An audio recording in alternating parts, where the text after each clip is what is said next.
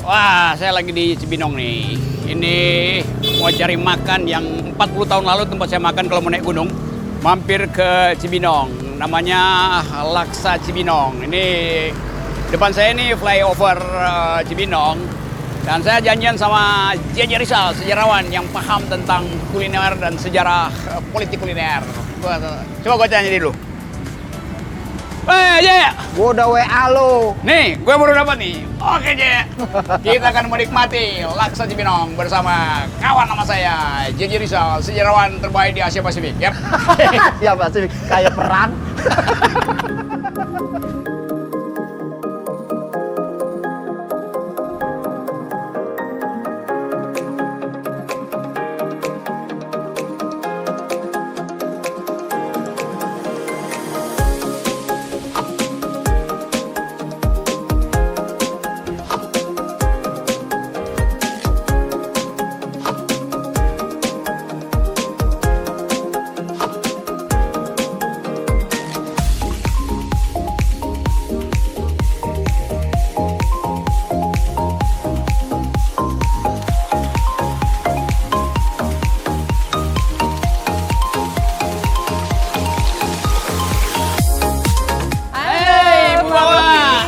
Terima kasih Bu ya. Udah lama. Udah nih, mungkin terakhir 30 tahun lalu saya mampir ke sini nih. Ketika jalan tol baru sepotong tuh. Iya, betul. Ya, jadi saya mau nikmati kembali. Ini nostalgia nih. Amin. Laksa Cibinong yang terkenal di seluruh entero dunia. Di Oke. seluruh Indonesia. Iya, sehat ya. Iya, Bu. baru kayak kebetulan saya lagi masak. Kita lihat yuk cara Oh, masak oke. laksa. Saya mau cium baunya tuh, seluruh Oke. bumbu ada di situ ya. Oke. Ya.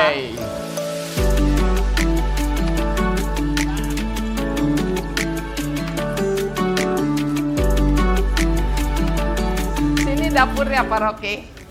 Ya, dapurnya Oh, ini. ini rahasia. Laksanya begini. Oke, saya memang mau nikmati mulai dari laboratoriumnya, Bu Wawa nih, Laksa Cibinong nih. Ya. Ini ada teman saya nih, sejarawan Universitas Indonesia yang tahu tentang sejarah makanan. Tapi kita mau dari proses awal. Ya. Dapur itu pembangkit selera pertama. Ini ada uap, Betul. uapnya masuk di situ. Asap juga adalah bumbu yang paling bumbu dasar sebetulnya asap dan bau.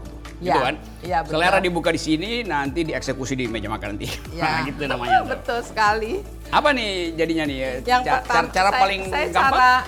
cara penyajiannya dulu ya. Oh, Biasanya pertama estetikanya saya kasih nih. ini. Ya. Kalau pakai anak Saya kuliahan biasa namanya estetika. Bihun. Saya pakai bihun. Bihun. Habis bihun toge. Karena kan jadi ada apa sayuran. Nah ini kemangi yang untuk bikin wangi. Oh ini yang Iya, bikin iya sedap. tuh kayak peristiwa malam pengantin tuh. Iya. Begitu ada kemangi, Kemangi. langsung jadi romantis Nah, ini- tuh, Bawa. Ya, ini telur, Oke. Ayam. Suwir-suwir ya. iya, ayam semua suwir, pakai lontong. Ayamnya ayam kampung, ayam biasa. Pejantan. Jantan. Dulu Iya. kayak ayam kampung tapi Iya, dulu pasti banyak susah ayam sekarang. kampung, sekarang susah. Ya. Oke, Begini Bawa. penyajiannya. Oke, itu dasarnya begitu Iya. ya. Terus diguyur. Ya, terus diguyur. Oh, langsung diguyur. Siram. Jadi dia menerima guyuran ya. Iya, namanya laksa. dimandiin. Nah, ya ini laksa yang udah siap saji, yang ini baru masak hari ini. Oke, untuk bumbunya ya, besok. oke, Nah, kuahnya ya. Ya, jadi Ini kuahnya berapa jam Bu dimasak? ini masaknya bisa 3 jam ya. 3 jam. 3 3 jam. jam itu, itu artinya Ya kalau semua nggak sampai, bumbunya itu kan nyatu di warnanya 3 beda jam. kan kalau udah mateng. jadi apa di santan ya? Iya, dasarnya? santan. Oke. Saya santannya murni. Oke, jadi kita nggak pakai santan yang itu Yang kita di kardus-kardus langsung, itu ya? Iya, Oke. kita- Ini berapa bumbu Bu pakai?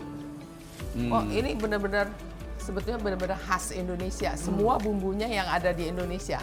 Makanya bagus segala kunyit, jahe, kencur, lengkuas, semua pokoknya masuk. bumbu yang ada di negara kita. Oke. Nah, Mungkin karena itu namanya. ya, makanya laksa. Oh, disebut Penyajiannya laksa. begini. Begini penyajiannya. Ya, Terus pakai ini bawang goreng. sajiannya ini secantik orang yang menyajikan tuh, Bu Wawa. Amin. Ya gini. Coba saya ya. coba rasa hangatnya ya. Ya. Jadi dia dimakan atau dinikmati ketika hangat dan Ya. jangan terlalu panas. Yang penting lidahnya mesti sedikit-sedikit terasa panasnya kan. Ya, Gitu. tapi kalau laksa memang harus panas karena dia santan. Jadi lebih nikmat gitu. Sebelum pecah santannya dimakan. Gitu. Jadi lidahnya lidah sejarawan dia tahu juga tuh kapan pecah di lidah. Sejarah ada rasa juga. Oh iya, rasa tuh ada sejarahnya tuh, sejarah rasa. Oke. Jadi gini. Apa yang bikin ini kan jadi kadang-kala orang anggap laksa itu bihun itu. Ya. Jadi kenapa dia dinamain laksa itu? Iya, laksa ini sebenarnya bukan nama dari Bahannya. Cina atau Tionghoa. Ya. Ini justru dari bahasa Sanskerta. Oh, artinya apa laksa tuh? Laksa artinya 100.000 orang. Oh, Sini suka bilang selaksa. Laksa itu Laksa. banyak sekali. Jadi 100.000. Makanya tadi gue nanya sama si ibu, ini bumbunya apa? Pokoknya segala ya macam Oh, bumbu itu ada. namanya Itu, laksa. karena itu namanya Semua bumbu. laksa. Iya. Makanan purba sebenarnya, Bu. Iya. Iya, Pak. Makanan Maksudnya, zaman dahulu. kalau kita lihat sumber-sumber Melayu lama, Hmm. tahun 1391 dia paling tua sumber ini udah nyebutin tentang laksa di Laksa, dunia ya. Melayu. 1000 1391. sudah disebutin. Dan di zaman Majapahit orang udah biasa makan Laksa. bihun. Ya. Bihun, mie fen, terus kemudian mie jenis mie itu. Jadi kita bisa Ya. lihat orang. Jadi disebut selaksa itu karena banyak itu ya. Karena bumbunya Bumbunya, segambreng. oke. Banyak Iya. banget. Nggak bisa nggak kita bilang dia ini bumbunya sedapil nih. Semua bumbu ada. Bumbu Semua ada. bumbu. Ini Tapi bumbunya bumbu kita bumbunya semua. koalisi. Bumbu dalam negeri Iya. semua. Oke, jadi prinsipnya itu ya, prinsipnya bumbu itu harus variasinya sempurna Ya. supaya dia bisa bercampur secara natural, nggak dipaksa-paksa oleh kimia yang lain gitu ya. Yang paling menarik Tidak pakai kimia. dari semua jenis laksa itu nggak ada yang warnanya kagak cerah. Maksudnya dia Semua nih kuning. Kalau kita ke Tangerang oranye. Oh gitu. Iya. Kalau kita di Hong Kong pergi tuh Singapura Ke merah. ya? Singapura merah. Merah, Singapura merah. Warnanya semua karena Malaysia juga Oh. merah ya. tropis dan Ya. semangat hidup gitu, Ya. vitalitas. Tapi keunggulan laksa kita Indonesia, Aha. dia warnanya gini, begitu ada kemanginya yang Ya. kalau di sana kan nggak ada Gak kemangi ada. kan. Di Tangerang juga kagak pakai kemangi Bu, di Cina Benteng.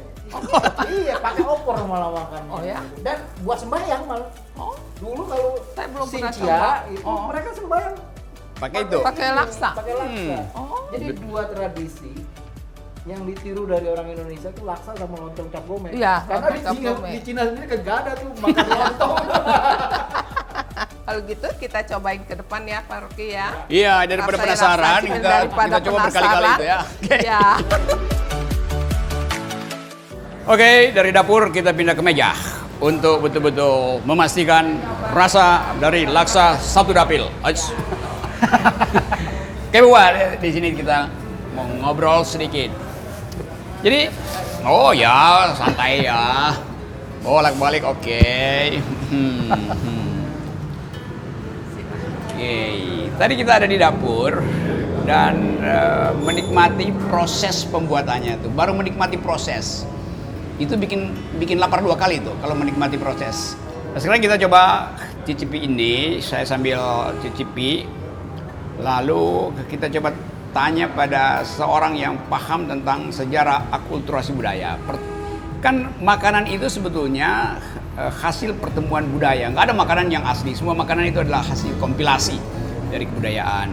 Dan Indonesia tentu punya sejarah panjang dengan daratan Cina.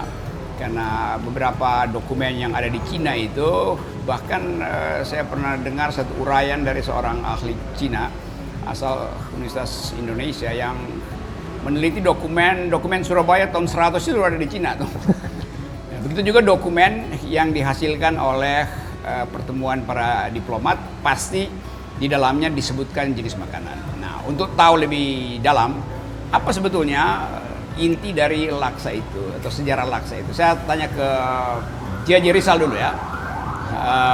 Teman baik, aktivis, dan punya pengetahuan berlebih tentang jalan pos dari Jakarta ke Bogor. Ini jalan yang dulu saya lalui kalau mau naik gunung itu. Jadi selalu lewatin jalan pos ini, jalan Raya Bogor. Apa sebetulnya? Coba lu terangin lah ini komposisinya, kenapa kemudian dia jadi laksa, lalu yang mana yang ini juga nih. Ini gabung sama dua ini. Ini namanya lontong cap gomeh ini. Buah ini apa bedanya? Lontong cap Bumbu gomeh. dasarnya sama? Oh beda. Oke. Ini sama opor, sama Oke. lodeh. Jadi beda Beda bumbu, komposisinya beda. sama enak. Iya, tapi dasarnya Enaknya pakai sama. lontong.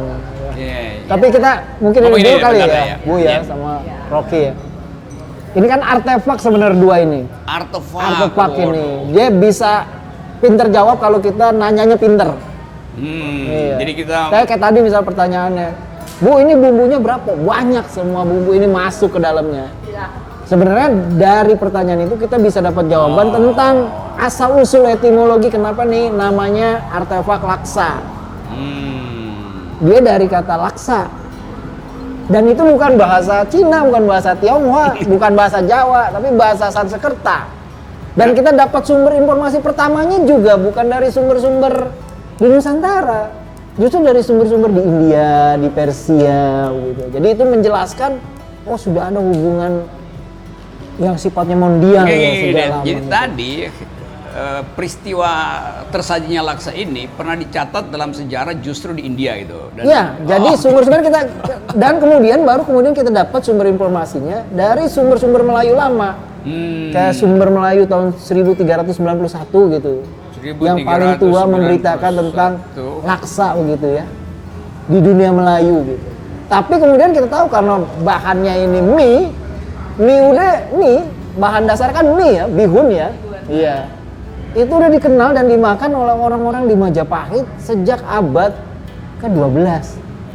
Artinya tahun 1000-an ketika Majapahit baru berdiri, dia udah ini kenal basisnya mie. tepung beras. tepung beras itu. Tepung beras. Nah, jadi ini sebenarnya makanan yang sangat bersejarah dan menunjukkan ya kayak tadi Rocky bilang pertemuan budaya. Kan biasanya makanan yang enak dan menarik secara pandangan mata kan disajikan pada tamu istimewa kan, biasanya Yeah. gitu kan. Jadi kerajaan yang makanannya mewah kayak itu artinya persahabatan dia dengan tetangga-tetangga kerajaan juga akrab gitu. Nah, ada juga makanan-makanan yang sebenarnya makanan rakyat kayak soto di sini kan disajikan. Ada. Atau ini laksa gitu. Ini makanan rakyat biasa, Bu. Tapi karena kemudian enak banget, raja itu minta koki dapurnya bikin. Dikasih bahan-bahan yang mahal. Jadi raja Maka yang merakyat ya. Mulailah ketemu dengan ayam. Itu bahan dasarnya awalnya mie. Iya. Ya, mie tidak banyak materinya, cuma bumbunya yang kaya karena memberi rasa pada mie. Itu sebenarnya, bumbunya memberi rasa pada mie gitu. Jadi ini makanan rakyat yang dalam Dibawa sejarah ke kita kerajaan. banyak diangkat ke dalam Kerajaan. istana jadi sajian untuk raja dan elit istana dan tamu-tamu Jadi ini negara. makanan dari raja yang merakyat ya, bukan rakyat yang sok jadi raja gitu. Oke. Nah ini juga kan ini lucu Bu ya. Ini kalau lontong cap gome dari namanya aja kan kita udah kenapa namanya cap gome? Ini kan bagian dari perayaan Xinjia tahun baru Iya, Cina, iya. Imlek ya kan? Hari ke-15 setelah Xinjia gitu kan. Kalau di Bogor, Motroki itu perayaan wah besar-besaran tuh di Buntek Iya, ya, di Bio ya, Buntek Bio. Ada kelentengnya besar nih. Situ kelenteng, Pasar. Nah, situ. yang menarik adalah kenapa dia namanya lontong cap gome. Tapi kalau kita cek dalam kepustakaan makanan orang Cina kagak bakal ketemu ini. Nggak bakal ketemu. Ini pengaruh dari dunia orang Jawa ya yang menghormati nasi, makannya nasi dan penghormatan terhadap dewi tanaman yang identik dengan apa? Dewi Komin. padi, Sri. Oh, Dewi Sri. Nah, mereka bikin perayaan dalam bentuk ketupat. Oke. Ya di Cina nggak Jadi- kenal itu bentuk kayak begini. Nah ini diadopsi kemudian oleh orang-orang Tionghoa peranakan di sini menjadi bagian dari perayaan besar mereka. Seperti juga orang Betawi, orang kita itu ngambil banyak dari makanan Tionghoa di hari raya mereka. Jadi ada dodol, ada aneka manisan. Kan kalau Sincia banyak manisan. Iya. Waktu lebaran juga banyak manisan. Nah, ini waktu lebaran Cina orang makan ini. Tapi ini sebenarnya versi ketupat sambal godongnya orang Cina peranakan. Jadi yang lu terangin tadi itu sekaligus memperlihatkan keakraban aja kan? Iya, betul. Di meja makan. Di meja makan. Di ruang paling privat. Gitu. Jadi justru di ruang paling privat kita misalnya dalam perayaan lebaran kan Islam tuh. Makanannya tuh jarang dari makanan Arab. Makanan Cina. Nah, justru makanannya makanan. Juga lontong juga. Iya. Karena makan Lebaran, ketupat juga itu. ada lontong lebaran. Nah, kayak gitu-gitu. Gua baru tahu ya sejarahnya ya. Jadi Ibu dagang artefak sebenarnya ini, dagang barang Dagang bersejarah. Jadi Ibu termasuk pelestari sejarah, Bu. Harus dapat penghargaan sebenarnya Ibu ini. Terus kenapa bertahan melestarikan sejarah kan? Ini aja kan yang orang anggap bahwa ya udah ya pokoknya enak tuh. Tapi kan ada sesuatu yang bikin yang membuat itu terasa menyatu dengan hasil dia tuh. Jadi tangan Bu Wawa itu nggak mungkin dilepaskan lagi dari asap dapur tuh kan. Dan gitu. Kira-kira udah melekat gitu Bu Wawa. Ya makanan emang tangan sih. Kalau tangannya pindah bisa. Rocky mungkin nggak kesini lagi gitu. Iya, Karena itu kan. rasanya beda gitu. Jadi pewarisan tangan ini yang kadang-kadang sulit ya Bu. Ada yang rahasia nggak bumbunya tuh? Enggak juga, semuanya open ya, terbuka semua. Aha. Semua bumbu yang ada di sini nggak ada rahasia. Mulai memasak ada semacam ritual gitu supaya langit memberkahi makanan dan kesuburan bumi tetap terpelihara. Ini Ini kan- ini nama tempat ini, warung ini yang dulu Ya. warung itu pengharapan. Udah dapat itu harapannya udah jadi kenyataan. Tuh kan? Harapan jadi kenyataan. Jadi waktu dari awal begitu namanya kan. Iya, dari zaman lama. Kenapa bukan harapan ya, tapi pengharapan tuh. Apa ya dulu lama juga sih. Mungkin dari bahasa Betawi kali ya, pengarepan kali ya. Ngarep. Ngarep. Itu lebih jujur ya, Iya. ngarep. Ya. Kan ada orang yang pengharapan tapi dia maksa. Berharap Nah. dipilih tapi sambil maksa. Dipilih makan maksudnya. Ibu ini dari tahun berapa sih Bu? Apa dulu dari tahun 51. 51. Ini generasi keberapa Bu? Saya kedua. Generasi kedua. Ada anak juga di Bandung buka juga. Oh, di jalan apa itu? Kita kunjungi juga. Dia masih di dalam mall tapi dia buka catering di rumah. Oh, setelah ada mall baru dibuka di situ ya. Oh jadi sekarang di Bandung ada ya? Ada. Dulu orang Sunda kalau pengen makan begini harus ke Bogor, Bu, harus ke pinggiran. Iya, cuma, nah ini yang gue pengen nanya dari tadi. Ini kan kenapa nggak pakai oncom Bu? Kan dekat ke Bogor, Cibinong masuknya Beda, Bogor. kan? Kalau laksa Cibinong nggak pakai oncom, kalau Bogor mungkin pakai oncom. Oke. Nah pakai ini oncom Yang kan- dulu kan di Bogor kan suka betul ada dipikul. pikul gitu. Berarti batas administratif itu kagak beres. Harusnya batas kultural dong. Iya dong. Ini nggak masuk Bogor ini harusnya Cibinong, ini masuk Jakarta Betawi ini harusnya. Makanya zaman dulunya kan kebanyakan orang Jakarta. Iya, betul. Karena kan Cibinong dulu kan jalan utama. Betul, ini jalan raya pos ya, Kamu betul. bisa Paroki kan naik gunung ke jalan. Iya. Iya, lewat jalan ini nih. Iya. Mungkin juga dulu Bung Karno lewat sini kalau mau ke Istana Oh iya Bogor, betul, ke Batu Tulis lewat sini. Upaya Cibinong, Iya. Dodol, Cibinong. Oh. Yang Ya. gua inget siapa yang kayak orang tokoh gitu yang terkenal, artis apa yang zaman dulu ya, kalau zaman sekarang pasti kesini nih. Yang Bu Wawa masih remaja waktu itu. Ya masih itu masih Ah. pada sekolah udah nggak. Bung Karno nggak pernah mampir sini Bu. Waktu mau ke rumah Bu Hartini di Bogor Batu Tulis itu. Adalah pasti itu. Ya kali ya jalan utama sih ya. Jadi Bu Wawa mulai remaja udah Iya dari dari sini. kecil provinsi. Ada nggak pelanggan yang naksir? Oh, musiknya. Ya. Namanya anak muda. Masih remaja kan memang udah di sini. Dulu kan mama bukanya nggak seperti ini dulu kan kecil-kecil coba-coba. Oh jalan tambah lagi sampai apa juga jual dulu sampai gado-gado semua komplit. Dari Jakarta selalu kalau mau ke puncak mampir di sini dulu. Ya, orang Jakarta. Mobil kan zaman pariwisata naik bis. Naik bis tuh. Nah kalau orang Jakarta, Naik motor ya. Nah, yang naik motor itu biasanya sebelum mampir ke sini dia mampir ke ada hotel Uli Arta di situ.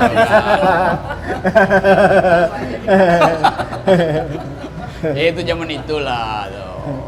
Bu, selama dagang gini pernah kan sering ada kerusuhan anti Tionghoa atau apa? Pernah gak ngalamin kayak gitu? Ya bersyukur sih Enggak ya, di kayak sini kita masyarakat sini kita udah nyatu aja. udah nyatu. Udah benar itu Bu ya tuh. Karena kita bersatu ya. Iya. Jadi orang jadi nggak pernah ada kerusuhan. Kalau di Tangerang kan rusuh tuh, habis merdeka rusuh Kita gitu. bersyukur di sini nggak semua masyarakatnya kita Aman. aman, akur. Nah kalau ada yang mau kampanye mampir ke sini jangan dikasih karena mereka makan banyak sering nggak bayar atau kabur aja.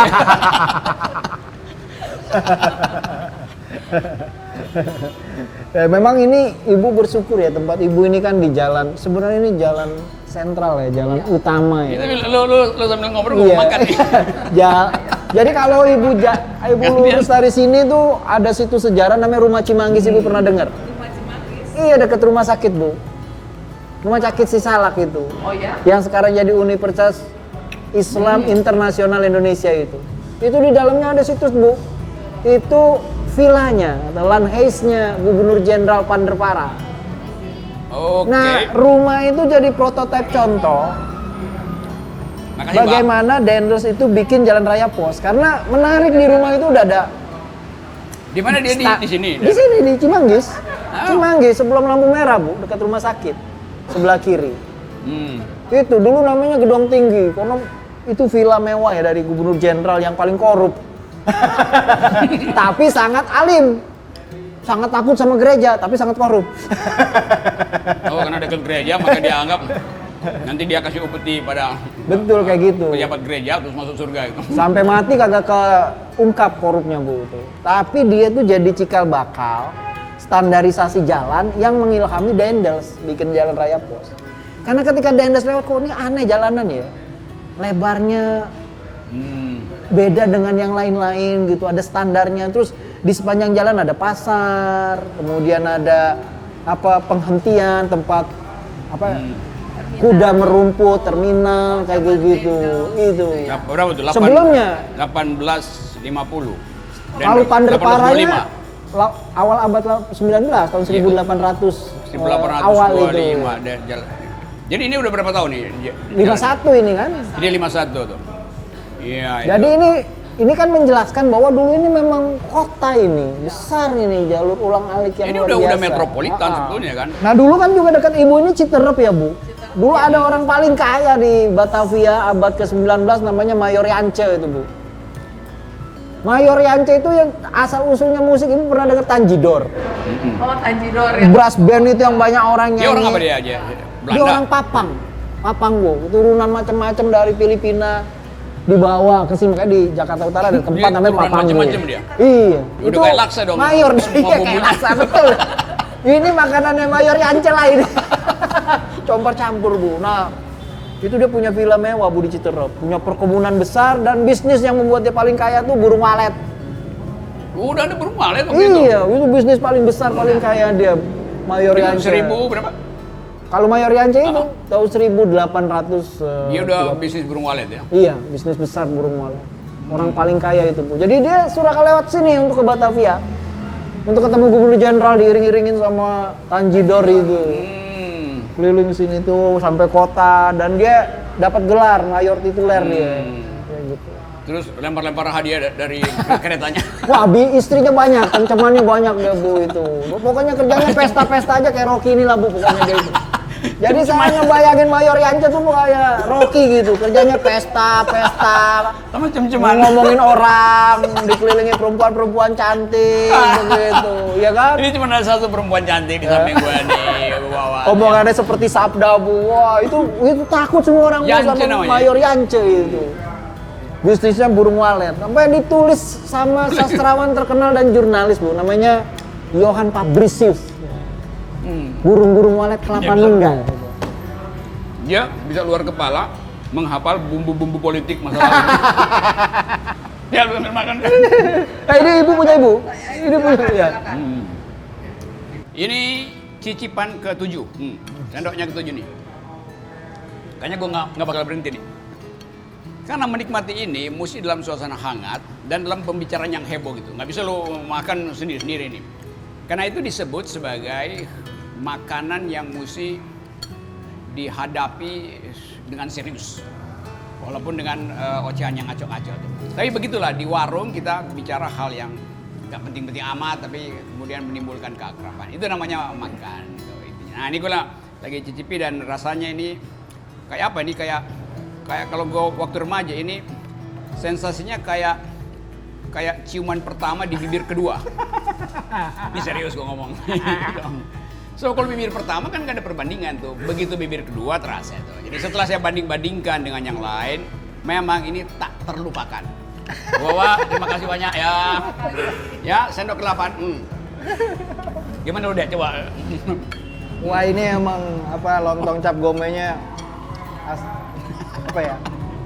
Sedap ya, tapi ini kan kita ya manisnya itu loh Bu. Manisnya kalau orang Betawi itu kan nggak manis kayak Jawa gitu ya. Kalau manis kayak Jawa tuh nyelap gitu ya, manis banget gitu ya. Oh, nyelap. Ini manisnya manis-manis sepet jambu Bu. Banyak gimana ya ungkapannya manis-manis sepet jambu itu? Sepet jambu. Iya. Iya, manis sepet jambu. Jadi ada rasanya manis yang ya, bukan manis yang ngablak gitu. iya kayak yang nerabas manisnya gitu. Jadi ngablak bahasa Betawi kan? Ada yang iya. ngerti nggak? Manis ngablak gitu. Asal manis itu. Iya asal manis. Kayak sekarang kan orang banyak bikin sambal. Yang penting pedas aja. Padahal kan sambal itu ada gradasinya Bu ya.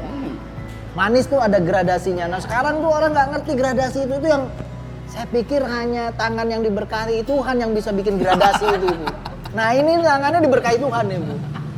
Iya ada gradasinya itu. Nah, Kayak sambal kan. nah ini Tadi sebenarnya ada asem-asemnya tuh.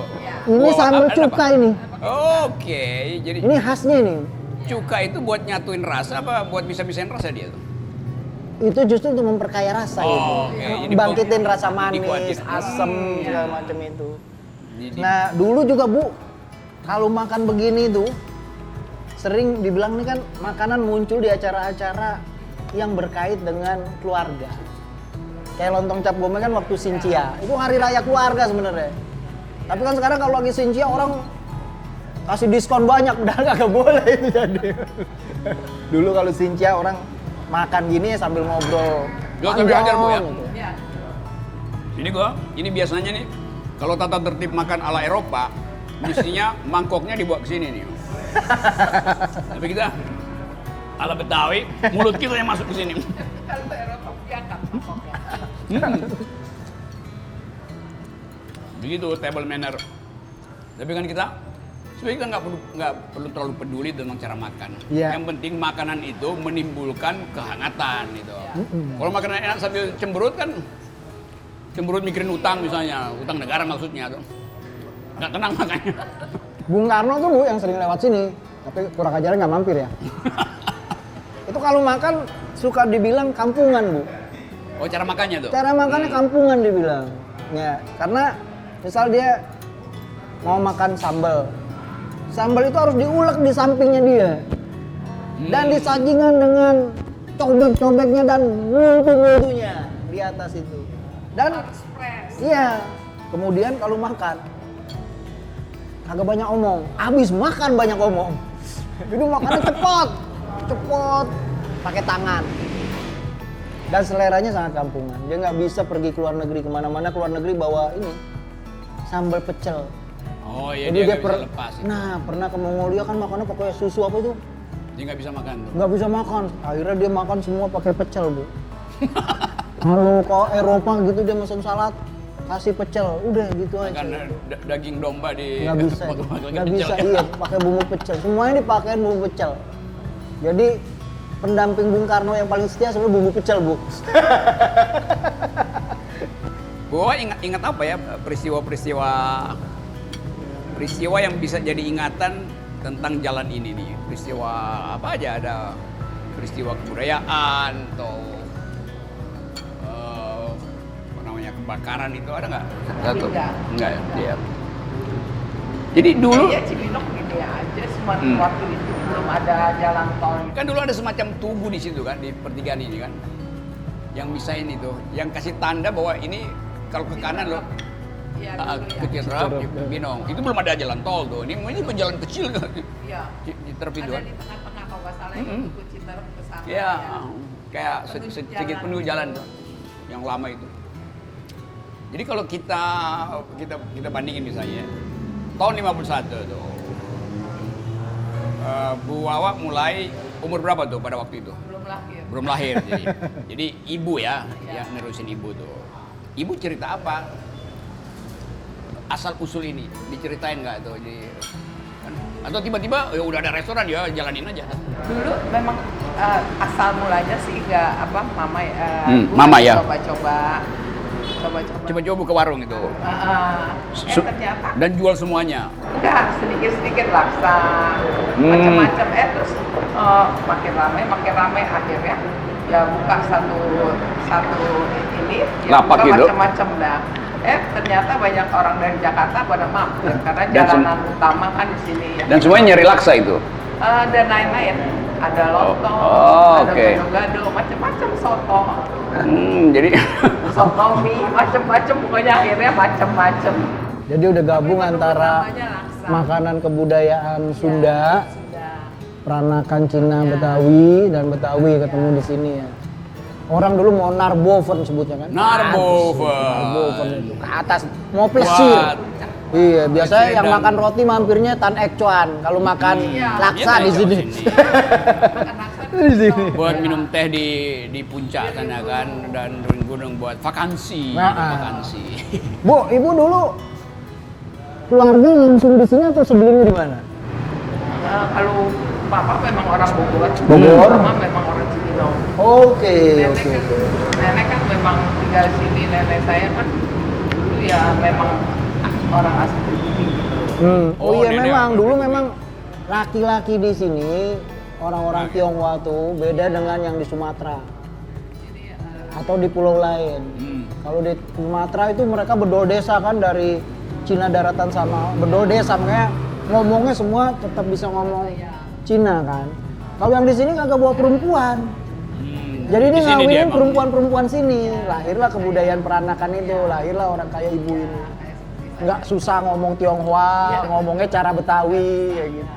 Lontong cap gome ini dia mesti ayam gitu ya. Kan ada yang Ayam. Ayam. kan udah ada yang variasi seafood itu kan. Nah, oh itu bid'ah.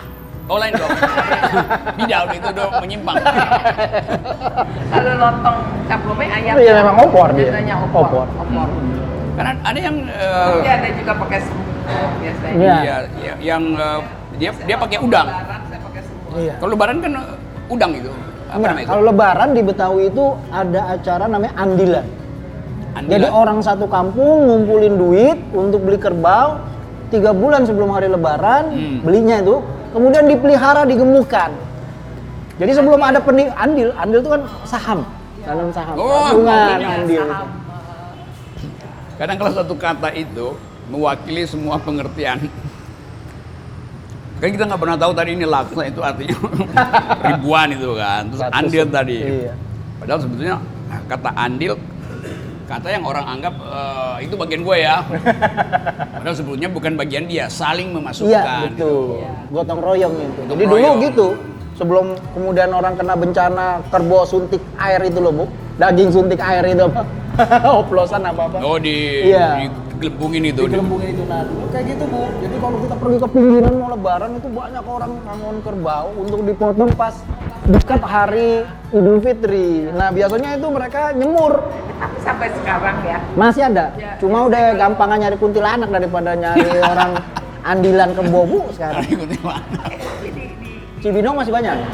di sini saya nggak tahu di kampung yang itu masih. Nah, bagus Jadi itu. dia apa setiap tahun masih dapat gitu dari adil itu. Iya. Nah itu kan habis itu mereka masak tuh, Bu, masak semur. Iya. Jadi orang Betawi nggak makan semur sapi, makannya semur kebo, daging kebo. Nah biasanya makanya laksa ini di tempat di Jakarta, Bu ya, makannya pakai semur, Bu. Makannya pakai semur kebo. Bukan kemur sapi ya, semur kebo itu. Jadi orang Betawi itu kayak orang Kudus nggak makan sapi, makan kerbau mereka.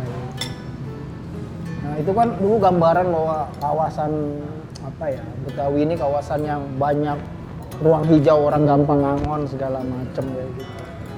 Tapi memang ini tempat ibu nih kawasan yang sangat tua sih sebenarnya.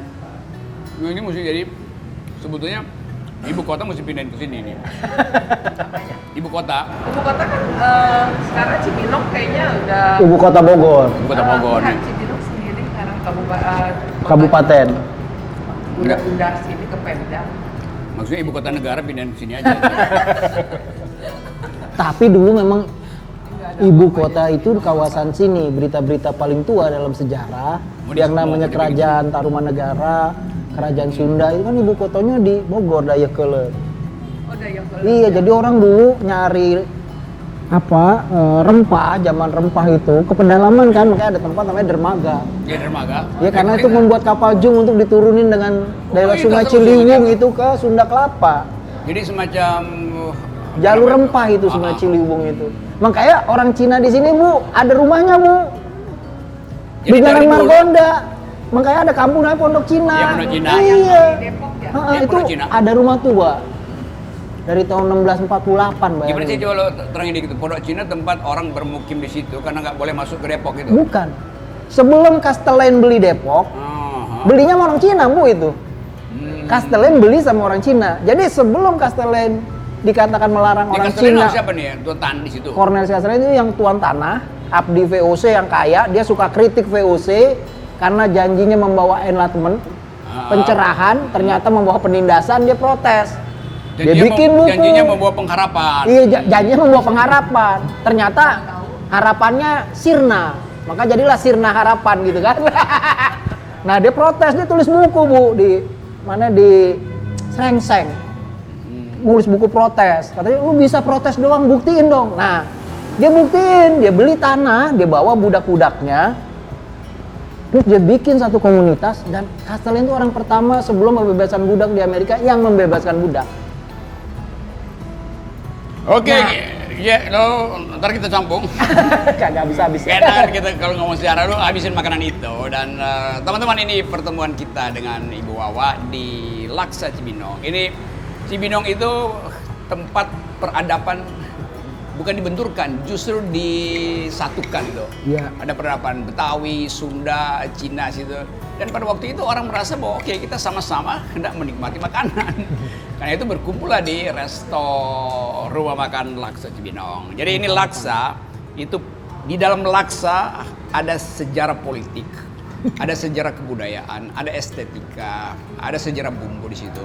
Setiap kali kita menikmati makanan kita ingat bahwa ada yang memasak dan mereka yang ada di dapur sebetulnya mereka lah peracik yang kita sebut sekarang toleransi itu. Karena kalau sedikit satu bumbu nggak ada di situ, seluruh rasa hilang. Jadi satu bumbu itu artinya saling melengkapi untuk memaksimalkan rasa itu. Dari tempat Bu Wawa kita ucapkan terima kasih teman-teman, datanglah di sini dan mulai sekarang ngobrol dengan Bu Wawa karena Bu Wawa sekarang udah belajar sejarah dari Jaja Rizal. Jadi selain kuliner di sini ada pusat sejarah tuh. Itu intinya tuh ya kawan-kawan. Bu Wawa, ada kalimat-kalimat terakhir? Terima kasih atas kedatangan semua. Wah ini Bu Wawa udah jadi kayak dosen nih. Mencobakan Mencobakan ya. masakan saya. Terima Masakan kasih. Cibinong. Ya, kalimat penutup dari seorang sejarawan yang doyan makan. Hidup memang dijalani ke depan. Hidup memang dijalani ke depan tapi dipahami ke belakang. Kalau ke belakang pinggiran Jakarta jangan lupa mampir ke Cibinong. Nah. Itu mau makanan Bu Wawa. Itu Laksa pesan pengharapan atau nggak Iya. punya harapan. kalau laksa nggak makan di pengharapan. Hanya mereka yang punya harapan, Iya. yang suka untuk menikmati laksa itu. Gitu. Laksa pengharapan di Cibinong bersama Bu Wawa. Rocky Gerung, Jaja Rizal, Bu Wawa. Salam akal sehat. Sehat dengan laksa.